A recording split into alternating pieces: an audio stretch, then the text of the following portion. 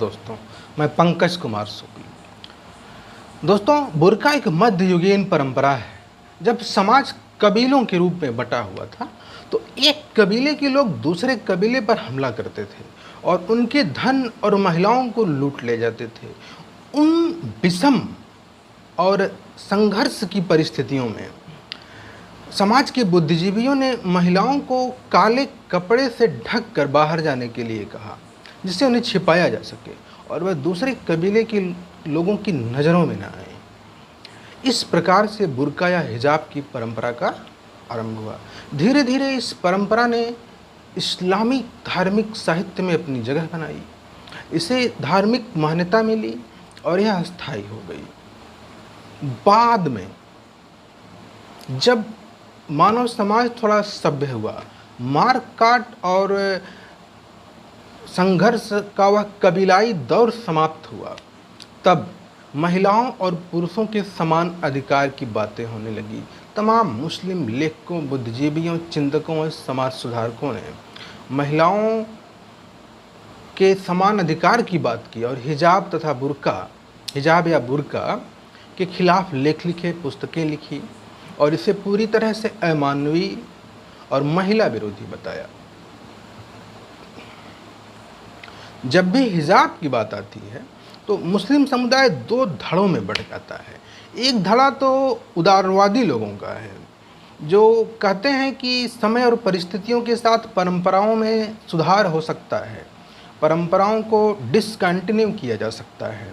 और दूसरा धड़ा चरमपंथियों का है, परंपरावादियों का है, कट्टरपंथियों का है, जिसका मानना है कि चाहे परिस्थितियां कुछ भी हों, धार्मिक साहित्य में लिखे हुए प्रथाओं और परंपराओं में कभी भी सुधार नहीं किया जा सकता। हाल ही में बुर्का या हिजाब का मामला सुर्खियों में तब आया जब ईरान में हिजाब और बुर्का के खिलाफ बड़े पैमाने पर विरोध प्रदर्शन हुए। यह प्रदर्शन शुरू हुए वहाँ पर एक महिला महसा अमीन सड़क मार्ग से कहीं जा रही थी। आपको यह जानकर सरप्राइज होगा कि ईरान में मॉरल पुलिस पाई जाती है, जिसका काम यह देखना है कि औरतें ठीक से हिजाब या बुर्का पहन रही हैं या नहीं पहन रही हैं। तो महसा अमीन को वहाँ की जो मॉरल पुलिस है वो कस्टडी में ले लेती है और उसकी पुलिस कस्टडी में ही मौत हो जाती है। सरकार की तरफ से कहा जाता है कि महसा अमीन की मौत हृदय गति रुकने से या हार्ट अटैक से हुई है, जबकि उसके परिजनों का कहना है कि महसा अमीन के साथ पुलिस कस्टडी में मारपीट की गई, उसके टॉर्चर किया गया और इसलिए उसकी मौत हुई है। बाद में कुछ डॉक्टरों की रिपोर्टें प्रकाशित होती हैं, सूत्रों के हवाले से मीडिया रिपोर्ट्स आती हैं कि महसा अमीन के सिर में गहरे चोट के निशान थे और लोगों का गुस्सा इस घटना और इन समाचारों के बाद भड़क उठता है। और ईरान में हिजाब या बुर्का का विरोध बहुत पहले से होता रहा है, तो लोग सड़कों पर उतर पड़ते हैं और वहाँ के सर्वोच्च इस्लामिक नेता खामेनेई के खिलाफ विरोध प्रदर्शन करने लगते हैं। सरकार इन प्रदर्शनों से बड़ी ही सख्ती से निपट रही है। राजधानी तेहरान की यूनिवर्सिटी के छात्राओं ने सरकार के खिलाफ जमकर प्रदर्शन किए और उनका साथ वहाँ के छात्र संगठन भी दे रहे हैं। ईरान के कुर्दिस्तान प्रांत के उर्मिया, खैमेंसाह, कौम, रस्त सहित लगभग 12 शहरों में बाजार, दफ्तर और स्कूल कॉलेज बंद कर दिए गए। प्रदर्शन मुख्य तौर पर सर्वोच्च इस्लामिक नेता खामेनेई के खिलाफ ही केंद्रित है और उनके द्वारा लागू किए जा रहे महिला विरोधी जो परंपराएं हैं, हिजाब, बुर्का या अन्य जो भी परंपराएं हैं, उन्हीं के खिलाफ है। सरकार और पुलिस और वहाँ की जो सुरक्षा मशीनरी है, वहाँ का जो एडमिनिस्ट्रेशन है, वह प्रदर्शनों को दबाने में लगा हुआ है। पूरे देश में इंटरनेट सेवा या लगभग पूरे देश में इंटरनेट सेवा बंद कर दी गई है। इस प्रदर्शन में ईरान के लगभग 15 महिला संगठन हिस्सा ले रहे हैं और बहुत सारे उदारवादी संगठन उनका साथ दे रहे हैं।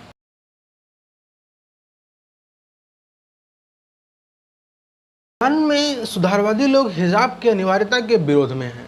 वहाँ की सुधारवादी पार्टी एतिमाद मिल्ली ने हिजाब की अनिवार्यता और मॉरल पुलिसिंग को ख़त्म करने की मांग की है। सन 1979 के पहले ईरान एक उदारवादी और सुधारवादी देश हुआ करता था, लेकिन 1979 में वहाँ इस्लामिक क्रांति होती है। लोगों को तरह तरह के सब्ज़बाग दिखाए जाते हैं, सपने दिखाए जाते हैं, और जैसे ही इस्लामिक शासन लागू होता है तो महिलाओं के दुर्दिन आ जाते हैं वहाँ पर। और सबसे पहला जो आदेश होता है इस्लामिक शासन का, वह होता है कि हिजाब और बुर्का अनिवार्य कर दिया जाता है और महिलाओं को अपना पूरा शरीर ढककर, काले कपड़े से ढककर ही घर से बाहर निकलने को कहा जाता है, और साथ ही उनके साथ कोई पुरुष अवश्य होना चाहिए। यह भी ईरान में नियम बना दिया जाता है।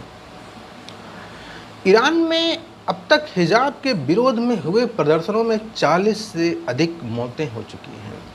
ईरान की पुलिस और सरकार हिजाब विरोधी लोगों से क्रूरता और बर्बरता के साथ पेश आ रही है, लोगों का दमन कर रही है।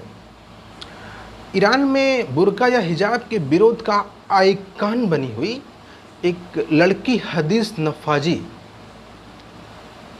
की ईरान की पुलिस ने एक प्रदर्शन के दौरान गोली मार के हत्या कर दी।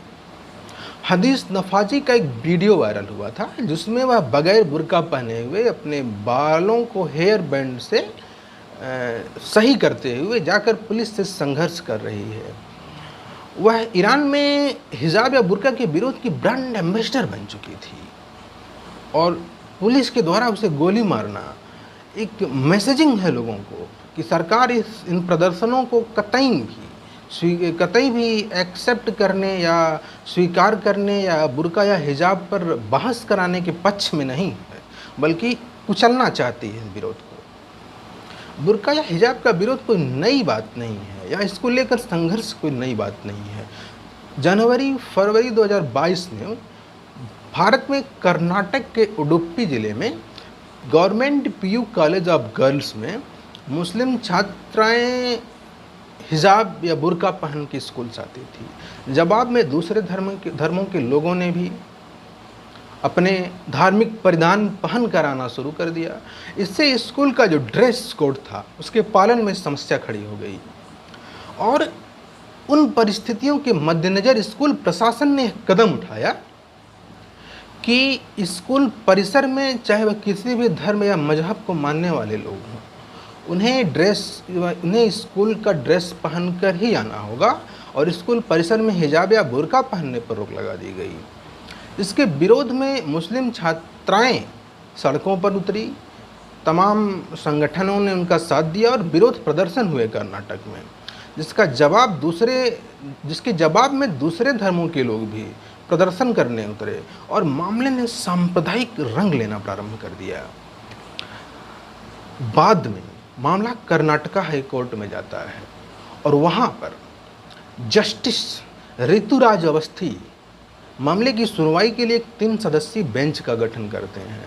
यह बेंच मामले पर लंबी सुनवाई के बाद यह फैसला सुनाती है कि कोई भी एजुकेशनल इंस्टीट्यूशन अपने परिसर में हिजाब या बुर्का या किसी भी विशेष परिधान पर रोक लगा सकता है और स्कूल में ड्रेस कोड को अनिवार्य कर सकता है और सभी धर्म और परंपराओं को मानने वाले लोगों को उस स्कूल या उस शैक्षिक संस्था के ड्रेस कोड का पालन करना होगा।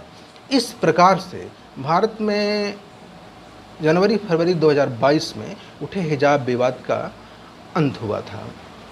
2004 में फ्रांस में भी हिजाब विवाद की शुरुआत स्कूलों से ही हुई थी। बाद में सरकार ने स्कूलों में हिजाब पर बैन लगा दिया और 18 वर्ष से कम उम्र की लड़कियों के हिजाब पहनने पर प्रतिबंध लगा दिया था। दोस्तों, इस प्रकार के वीडियोस देखने के लिए मेरे चैनल को लाइक और सब्सक्राइब करते रहिए। फिर मिलेंगे अगले वीडियो में। धन्यवाद।